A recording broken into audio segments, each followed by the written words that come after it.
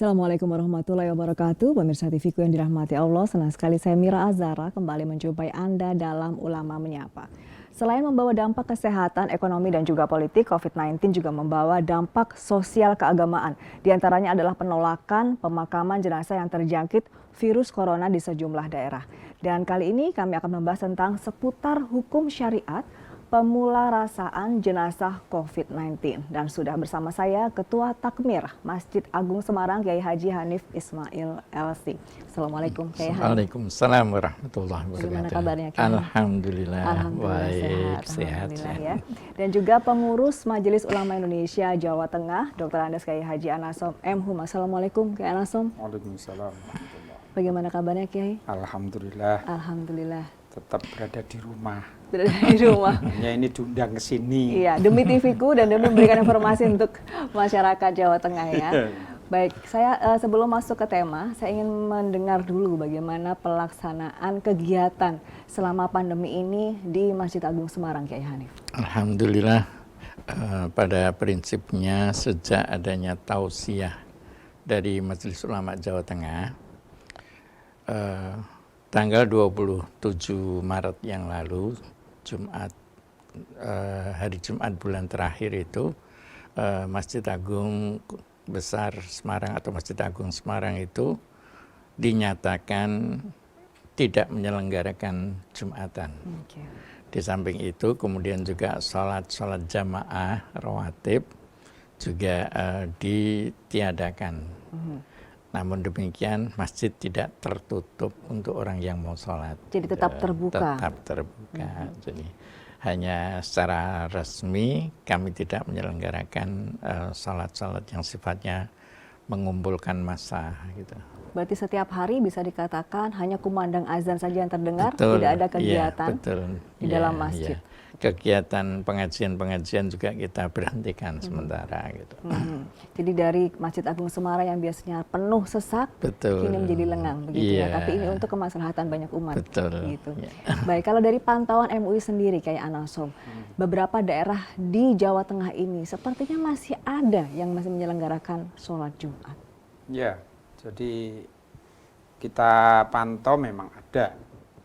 Jadi ada beberapa yang menyelenggarakan sholat Jumat, ada yang tidak menyelenggarakan sholat Jumat, tapi paling tidak mereka semua mendengar bahwa munculnya tausiah itu menjadi penting untuk didengar. Jadi mereka pun yang menyelenggarakan itu akhirnya harus mengikuti standar yang disarankan oleh para ahli. Nah, itu yang sisi bagusnya. Memang ada beberapa kita pantau ada yang tetap menyelenggarakan sholat Jumat, tapi banyak juga yang kemudian akhirnya sementara tidak menyelenggarakan sholat Jumat. Ya karena kan memang virus ini pola penularannya dengan kontak fisik gitu ya. Jadi para ahli kan menjelaskan itu. Nah di dalam masjid itu memang kemungkinan untuk tidak kontak fisik itu sulit sekali. Kita itu kan sudah biasa dengan salaman, sudah biasa dengan bahkan cipika-cipiki, ya, cium tangan, itu kan sudah kebiasaan harian masyarakat kita itu.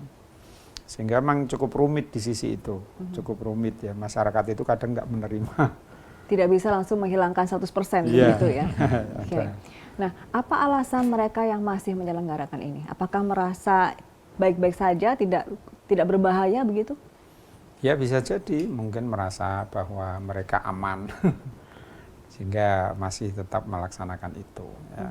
Tapi yang kita lihat, yang kemudian difoto, dimasukkan ke medsos, itu saya kira sudah menggunakan standar ya, standar yang disarankan. Apa itu softnya itu berjarak jauh. Jadi foto-foto yang kemudian muncul dan mereka menyelenggarakan itu seperti itu. Baik. Artinya takmir juga menjaga diri bagaimana mereka yang ikut itu tidak kontak fisik. Baik.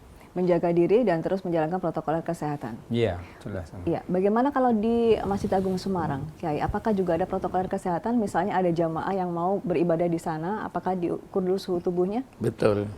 Jadi di samping di tempat-tempat wudhu kita sediakan sabun, juga kita sediakan di pintu-pintu masuk hand sanitizer. Kemudian juga softnya itu kita beri jarak. Kita ngasih isolasi kayak di kursi sini tadi ada silangnya supaya tidak ditempati untuk berdiri atau untuk duduk. Ya, Gitu. physical distancing. Physical distancing itu Baik. kita lakukan. Baik.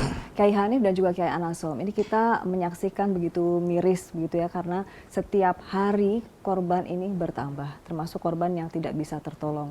Nah, korban yang tidak bisa tertolong ini jenazahnya harus dimakamkan. Ironisnya, banyak pemakaman ini ditolak oleh warga setempat. Ada kekhawatiran yang dirasakan warga. Menurut pandangan Kiai Hanif seperti apa?